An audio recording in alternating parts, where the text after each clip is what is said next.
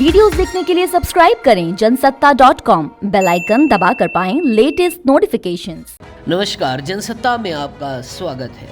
मोदी 2.0 सरकार का चौथा केंद्रीय बजट 1 फरवरी 2022 को पेश होने वाला है।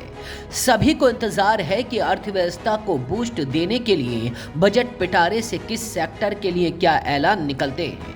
वित्त मंत्री निर्मला सीतारमण की टीम में 6 लोग हैं। आज आपको बताएंगे निर्मला सीतारमण की टीम में शामिल ये लोग क्या करते हैं और इन्हें बजट में क्या टास्क मिला है।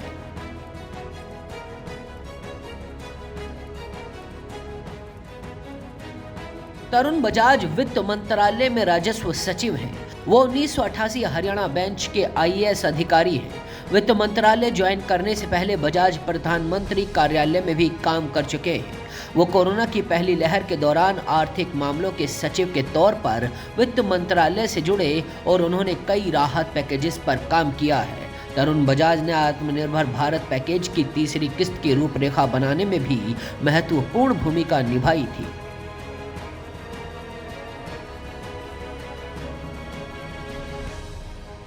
अजय सेठ इकोनॉमिक अफेयर के सेक्रेटरी हैं।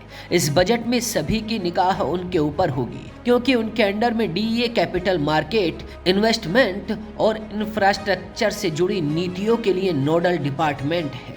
अजय सेठ कर्नाटक कैडर के 1987 बैच के IAS अधिकारी हैं। सेठ के पास GDP ग्रोथ को बरकरार रखने और अर्थव्यवस्था में प्राइवेट कैपिटल एक्सपेंडिचर को रिवाइव करने का मुश्किल काम है।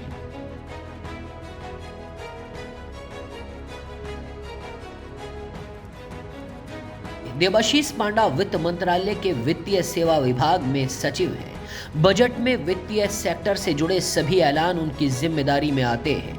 वो 1987 उत्तर प्रदेश बैच के IAS हैं। पांडा पर वित्तीय सिस्टम की स्थिरता सुनिश्चित करने के लिए RBI के साथ मिलकर काम करने की भी जिम्मेदारी है। पांडा सार्वजनिक क्षेत्र के वित्तीय संस्थानों में अगली पीढ़ी के सुधारों की नींव रखने में सहायक रहे हैं।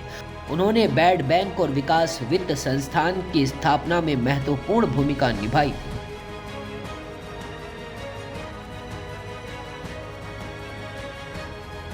तुहिनकांत पांडे के विभाग पर सभी की नजरें होंगी। तुहिनकांत निवेश और सार्वजनिक परिसंपत्ति प्रबंधन विभाग के सचिव हैं। पांडे 1987 बैच के ओडिशा कैडर के IAS अधिकारी हैं। उन्हें अक्टूबर 2019 में DIPAM का सचिव नियुक्त किया गया था। पांडे पर 6 सरकारी कंपनियों की प्राइवेटाइजेशन की जिम्मेदारी भी है, जिसमें भारत पेट्रोलियम और शिपिंग कॉरपोरेशन ऑफ इंडिया भी शामिल है।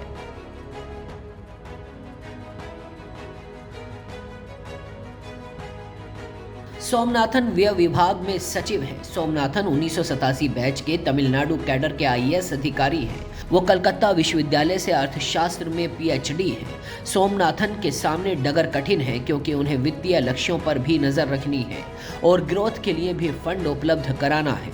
उन पर कोरोना वैक्सीनेशन के लिए फंड देने की जिम्मेदारी होगी।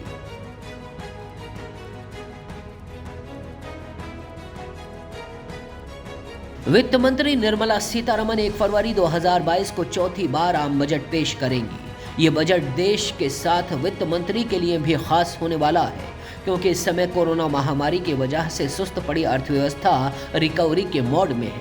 ऐसे में लोगों को उम्मीद है कि वित्त मंत्री अर्थव्यवस्था के लिए पिछली बार की तरह गरीब कल्याण और आत्मनिर्भर भारत की तरह बूस्टर डोज देने का ऐलान कर सकती हैं। ऐसी ही और भी खबरों के लिए देखते रहिए जनसत्ता.com।